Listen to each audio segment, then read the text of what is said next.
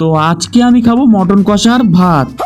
বহু বছর ধরে তপস্যা করার পর ফাইনালি এই গরিবের বাড়িতে হতে চলেছে মটন কষা আর ভাত। সেই আনন্দেই আমি কাস্তেটা নিয়ে বেরিয়ে গেলাম।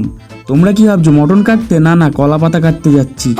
জমিয়ে কলা পাতায় খাবো বলে, কিন্তু কলা গাছের কাছে এসে দেখি এটা মটন ভাত খাওয়ার নয়, মটনদের খাওয়ার পাতা হয়ে গেছে। তো বাড়ি এসে খেতে বসার আগে একে আগে আমাদের বাড়ি থেকে বিদায় করে দিলাম, যাতে আমার মটনে না ভাগ বসাতে পারে। তারপর দুদিনের ভাত আমি একদিনে নিয়ে বসে গেলাম। প্রথমে অল্প করে চিংড়ি পটলটা খেয়ে কুকার খুলেই দেখি মটনের এরকম লাল লাল ঝাল ঝাল তরকারি। দেখেই মুখে জল চলে এলো। তারপর পাতে নিয়ে দেখলাম মটনটা ভালোভাবেই কুক করা হয়েছে, আর যেমন সফট তেমনই জুসি লাগছে। এরপর খাসি মুখে পড়তেই চলে এলো হাসি, আর 2 মিনিটে থালাবাটি হয়ে গেল খালি। এরপর বিকেলে দেখি শুরু হয়েছে বৃষ্টি, আর তারপর আমিও বাইরে থেকে নিয়ে চলে এলাম এগ ডেভিল আর চিকেন কাটলেট।